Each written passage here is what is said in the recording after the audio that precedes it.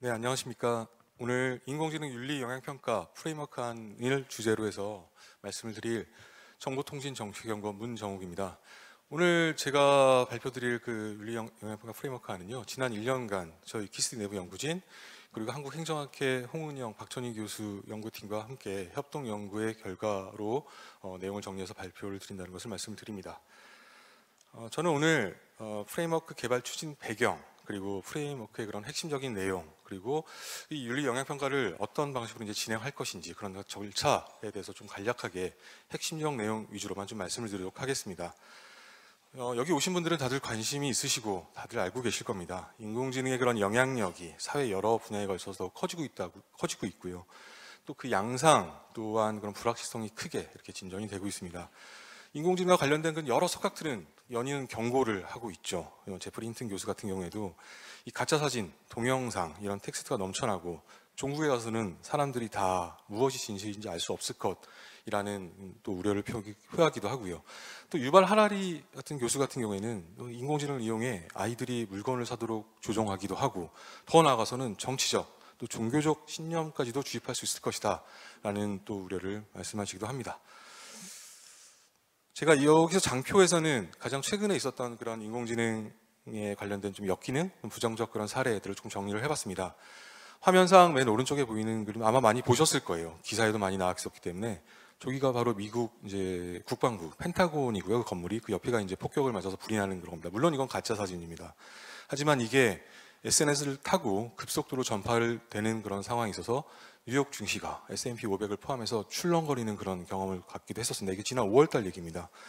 그리고 가운데 있는 사진은 이 중국에서 있었던 일인 건데요.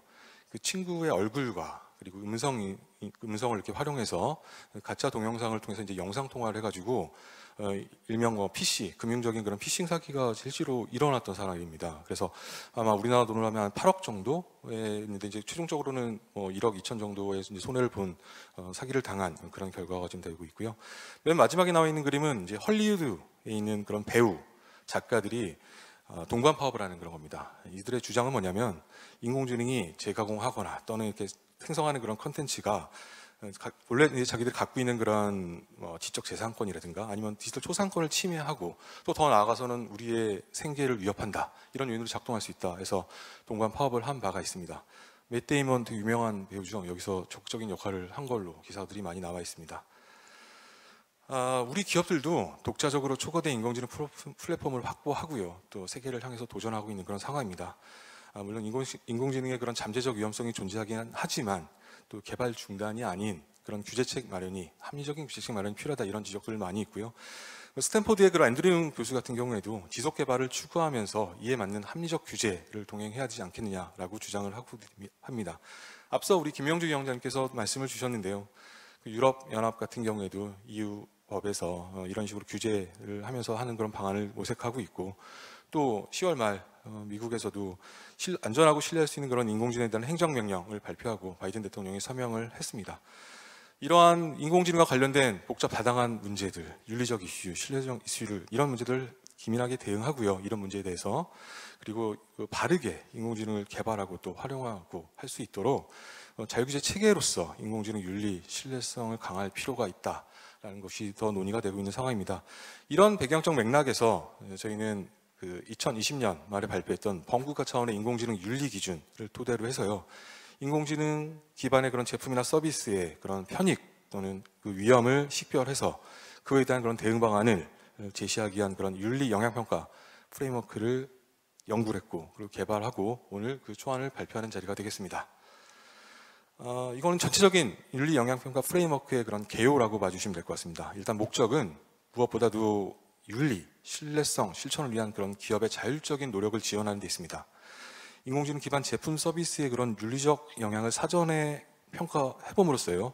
그런 긍정적 영향을 좀 극대화할 수 있는 방안, 또 그 부정적 영향을 완화하거나 최소화할 수 있는 방안을 여러 가지 관점에서 이렇게 조치할 수 있는 방안들을 도출하는 것이 목적이 좀 있고요. 또 기업뿐만이 아니라 기업 그리고 이용자, 국민이 되겠죠. 이 모두가 이 제품 서비스를 보다 합리적이고 윤리적인 방식으로 개발, 배포, 운영, 활용할 수 있도록 하는 취지에서 이런 윤리 영향 프레임워크를 만들었다고 보시면 될 것 같습니다. 시행 주체는 정부가 되겠습니다. 물론 그 과정에 상관학연 전문가가 다 포함이 돼서 그리고 뭐 시민단체라든가 이해관계자가 다 참여해서 그런 영향평가를 객관적이고 공정하게 하려고 하고 있습니다. 평가 대상은 개별 서비스의 하위단위 무슨 특정 서비스로 내려가는 것은 아니고요. 그 특정이 있는 공통된 서비스를 전체를 묶어서 인공지능 제품 서비스군으로 하려고 하고 있습니다. 평가 요소는 앞서 말씀드렸던 윤리기준 10대 요소에 이런 인공지능 기반의 그런 서비스군이 미치는 영향을 분석을 하려고 하고 있고요. 또 이 윤리, 신뢰라는 그런 관점에서 긍정적 영향, 부정적 영향을 살펴보고자 합니다. 또 더 하나 더 나아가서 이런 긍정적 영향을 촉진할 수 있는 전략 내지는 이 부정적 영향을 완화할 수 있는 방안도 같이 고민을 해볼 겁니다. 평가 체계는 밑에 나와 있듯이 4단계로 되어 있는데요. 이것은 뒤에 장표에서 좀 더 구체적으로 말씀드리도록 하겠습니다. 1단계 평가 대상 선정이 되겠고요. 2단계에서는 기초 분석을 하려고 합니다. 그리고 3단계에서는 실질적인 심층적인 윤리 영향 평가를 실시를 하겠고요. 거기서 끝나는 게 아니라 최종적으로 1, 2, 3단계에 걸쳐서 총 정리하고 종합한 그런 결과물을 정책 제안 플러스 결과 보고서로 만들어서 국민들에게, 기업들에게 다 공개를 하려고 합니다. 저희가 이 프레임워크를 애초에 이제 올 초부터 연구를 하면서 다양한 해외 또 국내의 그런 유사 사례들을 검토를 면밀하게 했었습니다. 여기 일부분만 좀 정리를 했었는데요. 뭐 캐나다, 덴마크, 영국 등의 사례가 있고 또 과기정통부 주관으로 하고 있는 기술 영향 평가 이런 내용들도 지금 포함을 좀 했고요. 참고를 했고요. 그런 점을 좀 말씀을 드립니다. 그래서 제가 가장 좀 주력했던 그런 부분들은 사실 아까 우리 김명주 위원장도 말씀 주셨지만 이 윤리 영향 평가라는 게 미치는 영향이 사실은 우리나라 기업들에게 한정될 수도 있지만 이 AI 서비스라는 게 사실은 국경이 없이 이렇게 월경에서 나가는 그런 서비스이기 때문에 어떻게 보면 글로벌 정합성을 맞춰야 되는 그런 부분들이 분명히 있고요. 또 더 나아가서는 또 그렇다고 해서 한국적 특성을 전혀 무시할 수는 없는 그런 상황이 있기 때문에 글로벌 정합성과 또 한국적 특성 이런 것들을 조합하면서 만들었다고 생각해 주시면 될 것 같습니다. 평가 대상 선정 단계입니다. 일단은 기존의 기존 정책 연구 아니면 사건 사고 이런 것들을 통해서 후보군을 도출을 해보고자 합니다. 그래서 일단 저희 이제 내부 연구진을 통해서 한 10개 정도의 후보군을 선정을 하고요. 여기서 끝나는 게 아니고 이제 다음 단계로 넘어가서 그 후보군 10개가 리스트업이 된다고 하면 일반 국민 대상으로 해서 서베이 등을 실시해서 그 10개 후보군에 대한 우선순위를 좀 평가를 해보려고 합니다. 그래서 한 3개 정도로 거기서 이제 우선순위 도출하고요. 그 이제 우선순위까지인 결과까지 토탈 정리를 해서 저희가 지금 하고 있는 윤리정책 포럼의 안건으로 상정을 해서 포럼위원들의 논의와 수기를 거쳐서 후보군을 최종적으로 3개 정도 압축을 하려고 합니다. 그래서 최종적으로 마지막에는 그 사례에 그 대상의 그 사회적 파급력이라든가 뭐 정책의 부합성 또 시의성들을 고려해서 대상을 선정하고자 하는 이런 프로세스를 지금 기획하고 있습니다. 근데 여기서 우리가 또 하나 참고해야 될 상황이 있는 건데요. 앞서 발표 자료도 나왔긴 했지만 고위험 인공지능이라는 것에 대해서 EU AI 액트나 또 우리 지금 발의되어 있는 그런 산업 육성, 신뢰 확보에 관한 법률안에서도 고위험 인공지능에 대한 정의가 있습니다. 그래서 우선적으로 윤리 영향 평가를 해야 되는 것은 여기에 나와 있는 그런 대상들이 되지 않을까, 이런 방향성을 갖는 것이 맞지 않을까라는 생각을 하고 있긴 한데요. 여기에 대해서는 조금 더 심층적인 고민과 검토가 필요할 것으로 생각합니다. 여기는 말씀드렸던 아까 대국민 의견조사, 그래서 순위의 우선순위를 정하고요. 포럼위원 검토, 그래서 평가 대상을 최종 확정한다는 그런 장표니까요. 자료를 참고해 주시면 감사하겠습니다. 그럼 이제 1단계에서 대상이 선정이 되면 2단계 기초 분석 단계로 넘어가겠습니다. 기초 분석 단계에서는 워킹 그룹을 2팀으로 나눠서 구성을 좀 해서 진행해 보려 합니다. 첫 번째 워킹 그룹에서는 대상 서비스의 특성, 뭐 기술적, 법제적 특성을 좀 봐야 될 것 같고요. 또 그 서비스군이 사회 문화적으로 미치는 영향에 대해서도 파악을 해야 될 것 같습니다. 또 직접적이든 간접적이든 아니면 잠재적이든 다양한 이해관계자의 그런 관계도 분석을 해야 될 것 같습니다. 이게 그룹 1팀에서 해야 되는 역할일 것 같고요. 또 그렇다면 이 팀에서는 평가 지표 개발이라고 표시했지만 관련된 그런 분석 대상에 대한 이슈와 쟁점들이 도출이 될 건데 이것들을 과연 어떻게 평가할 수 있을까 하는 그런 지표 개발에 집중을 해야 될 것 같습니다. 물론 그룹 1과 그룹 2는 분리되어서 운영될 수 있는 것은 아니고요. 같이 연계해서 서로 이슈와 지표에 대해서 같이 논의하면서 진행할 예정입니다. 그래서 여기서 이 2단계에서 최종적으로 평가 참고 자료를 작성을 하게 됩니다. 이 참고 자료는 실질적인 평가, 아까 3단계라고 말씀을 드렸는데요. 거기서 이제 평가를 하기 전에 참고하기 위한 그런 자료가 될 것 같습니다. 지표들도 당연히 포함이 되겠고요. 여기는 유네스코에서 얼마 8월이었죠. 3개월 정도 전이었는데요. 그 윤리 영향평가 가이드라인을 발표를 합니다. 그래서 윤리 영향평가를 함에 있어서 좀 고려해야 될 그런 기본 원칙들을 제시하고 있는 건데요. 저희가 좀 정리를 했습니다. 다들 아시다시피 2021년 말에 11월입니다. 기억으로는 그 유네스코에서 인공지능 윤리 권고를 발표를 합니다. 다양한 윤리적인 신뢰적인 그런 내용을 포섭하고 있고요. 또 11개 정도의 그 회원국들에게 권고하는 정책들을 제시를 해놨습니다. 그중에서 일본이 인공지능 윤리 영향 평가를 제도를 만들어서 실시해라 뭐 이런 게 나와 있고, 저희도 사실 그 윤리 영향 평가 프레임워크를 만들면서 그 유네스코의 그런 기본 틀이라든가 그런 것들을 좀 참고한 바 있습니다. 다음으로 나와 있는 요 표, 하단에 나와 있는 이 박스표가 그 유네스코에서 제시하고 있는 것을 조금 참고해서 만들어 본 표인데요. 이렇게 맨 앞에는 이제 그 윤리적인 뭐 쟁점들이든가 긍정적 영향을 사례로 말씀을 드리겠습니다. 이렇게 이제 뭐 전문가들이 평가를 해서 긍정적 영향을 넣게 되겠고요. 그럼 그런 긍정적 영향의 규모는 어떻게 되는지, 또 범위는 어떻게 되는지, 또 이 그 기간은 어떻게 되는지, 뭐 단기, 중기, 장기 아니면 세대 간에 걸쳐서 영향을 미칠 건지, 그리고 이런 발생 가능성을 미칠 건지, 뭐 이런 프로세스로 지금 나가게 돼 있는데요. 이 2단계 기초 분석 단계에서는 저 앞에 파란색으로 박스 쳐 있는 그런 어떤 영향을 줄 것인지에 대한 그런 논의를 좀 하면서 리스트업을 할 예정입니다. 그리고 뒤에 나와 있는 두 번째, 세 번째 칸 같은 경우에는 3단계 그 실질적인 평가 단계에서 활용을 하고자 합니다.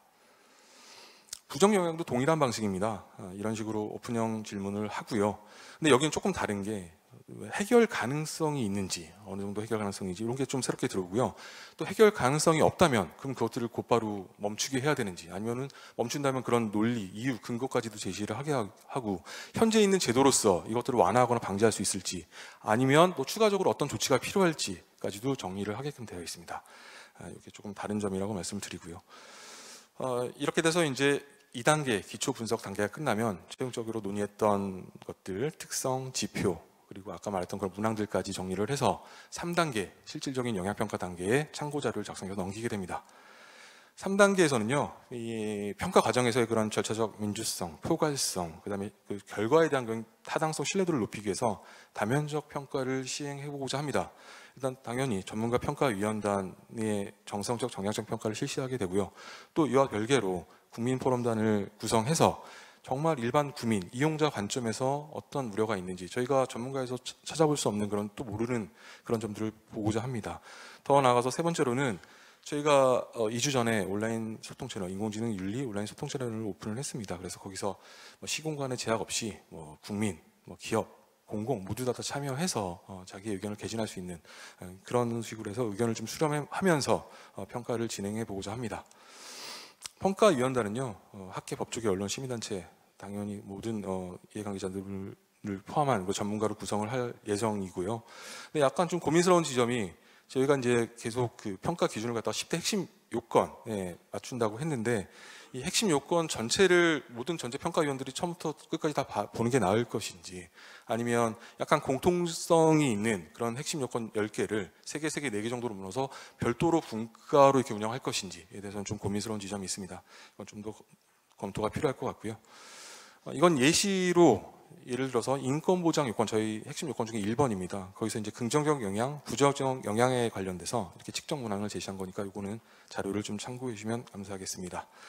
아까 말씀드렸던 그 표의 연속 손상입니다. 아까 2차 그 2단계에서는 앞서 있는 걸 개방형 질문에 대한 답을 했다면, 그 실질 분석에서는 요 두 번째, 세 번째에 있는 답을 하게끔 되어 있는 구조로 진행을 해보고자 합니다. 부정 영향도 마찬가지고요. 특히 발생 가능성, 또 해결 가능성 이런 부분들에 대해서 좀 더 집중적으로 해야 될 것 같고요. 맨 마지막에 있는 구체적 전략이 필요한지, 필요하면 어떤 방향으로 가야 될지에 대해서도 논의가 심층적으로 이루어질 것 같다는 생각입니다.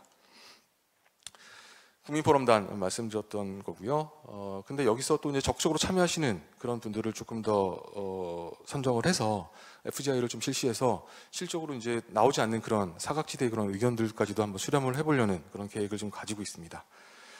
그리고 아까 소통 채널인데요. 이건 잠깐 제가 발표 좀 말씀드리면 2주 전에 저희가 이제 오픈을 했고요. 여기가 이제 2019년 범국가 차원의 AI 국가 전략이 나온 이후부터 인공지능 윤리, 신뢰에 관련된 모든 정책 자료, 정책 연구 보고서, 그다음에 기타 관련된 저희가 뭐 개발하고 있는 자율 점검표라든가 윤리 기준이라든가 또 뭐 개발 안내서 아니면 뭐 학교 급별 교재 아니면 동영상 콘텐츠 오늘 같이 이렇게 포럼에서 촬영하는 이런 동영상들도 같이 올려놨습니다.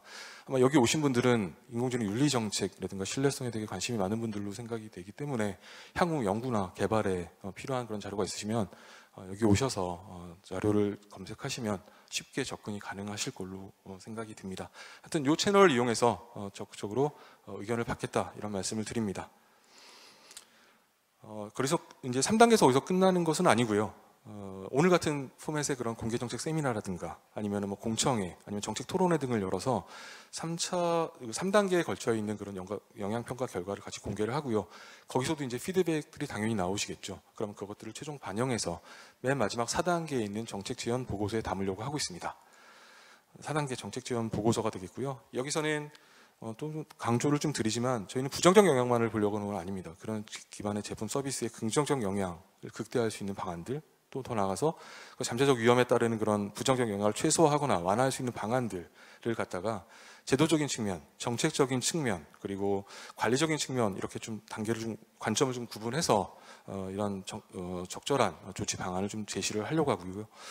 좀 고민스러운데 그렇게 하다 보면 보고서가 되게 두꺼워질 것 같다는 생각이 듭니다. 그러면 이게 과연 옆에서 잘 보실 수 있을까 하는 생각이 들거든요. 그래서 일단은 보고서가 원본이 있다면 그것들을 조금 더 요약을 한다거나 아니면 조금 카드 뉴스 아니면 뭐 동영상 컨텐츠 이런 걸로 좀 더 이 사용자 친화적인 그런 접근을 하는 방식을 좀 해서요. 가독성이라든가 접근성을 높이려는 그런 방안을 고민하고 있습니다. 네, 이상이 제가 오늘 준비한 인류 영향평가 프레임워크에 대한 대략적인 내용이 되겠고요.